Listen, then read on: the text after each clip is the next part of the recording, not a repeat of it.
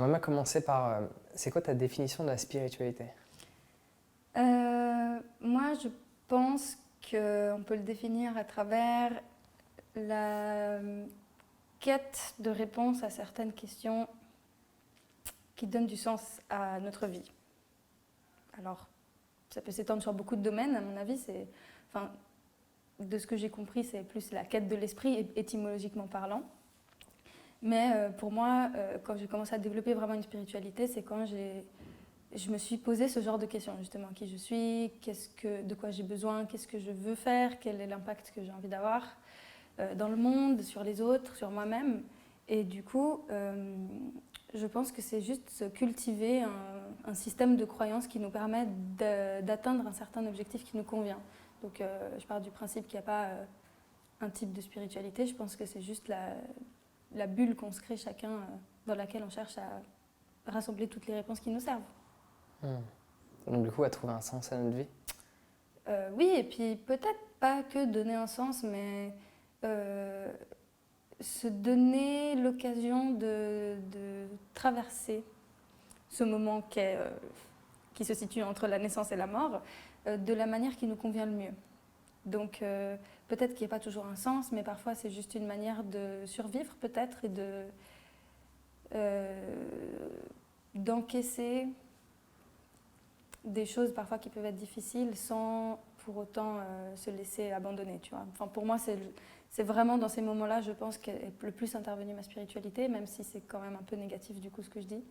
Mais c'est vrai que c'est malheureusement le cas. Donc, beaucoup de fois, c'est dans les situations un peu difficiles et dures de la vie qu'on a besoin de se poser ce genre de questions et de se dire, ok, comment je peux faire et qu'est-ce que je peux croire pour m'en sortir dans cette situation. Même si je sais que ça peut ne pas être vrai, mais juste quelque chose qui m'aide et qui me fasse que je m'en sors. C'est un peu comme ça que je le vois. Et puis d'essayer de le cultiver par la suite, même quand ça va mieux, parce qu'on sait que ça nous fait du bien. Du coup, est-ce qu'il y a une pratique que tu as développée au cours de ces dernières années qui t'aide à trouver toutes ces réponses à toutes ces questions, qui t'aide à te sentir bien dans ton quotidien? Est-ce qu'il y a quelque chose que tu fais en particulier tous les jours? Une sorte de routine matinale, par exemple? Non, alors j'ai pas de routine matinale, mais j'ai remarqué c'est pas une chose que je fais, mais c'est un moyen de communiquer que j'ai qui me permet de retrouver en fait cette spiritualité, disons, parce que j'ai l'impression que c'est pas toujours aussi présent que ça chez moi. En fait, il y a des moments où je vais vraiment beaucoup plus être justement dans cette quête de l'esprit, où je vais beaucoup être dans ma tête, dans une introversion, pas une introversion, une introspection, et que je vais être très focalisée sur ce type de questionnement et des moments où je les aurai moins. Mais dans tous les cas, quand j'en ai besoin, en tout cas, je passe beaucoup par les flots de pensée. Je sais qu'il y a des périodes dans lesquelles j'en ai besoin et j'écris en fait tout ce qui me passe par la tête. Et après, par rapport à ce que j'ai pu écrire sur 5, 10, 15 minutes, ça dépend du temps dont j'ai besoin, je vais essayer d'y revenir et de méditer dessus. Donc c'est vrai que je ne le fais pas toujours, mais parfois j'ai besoin de ça. Je sens que j'ai besoin de me poser, de savoir, ok, dans ta tête il y a ça. Essaye de réfléchir, enfin même pas de réfléchir, essaye juste de voir qu'est-ce qui peut sortir de cette réflexion et tu te poses et tu regardes ce qui se passe. Mais la manière pour moi la plus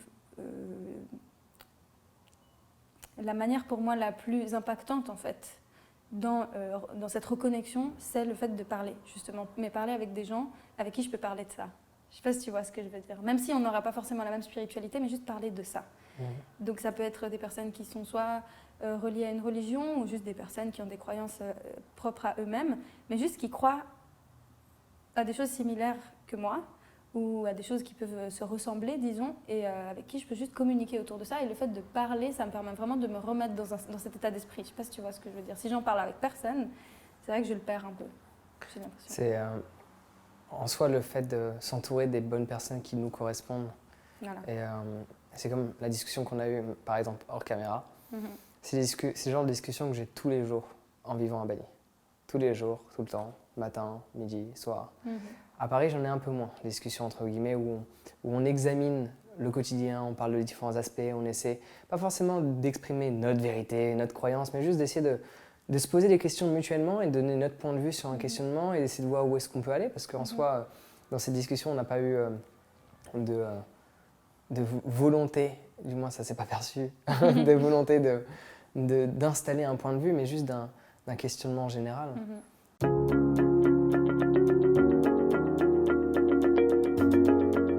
Alors j'espère sincèrement que tu as apprécié ce court extrait de l'interview que je t'ai partagé avec Carolina, où on a parlé de spiritualité.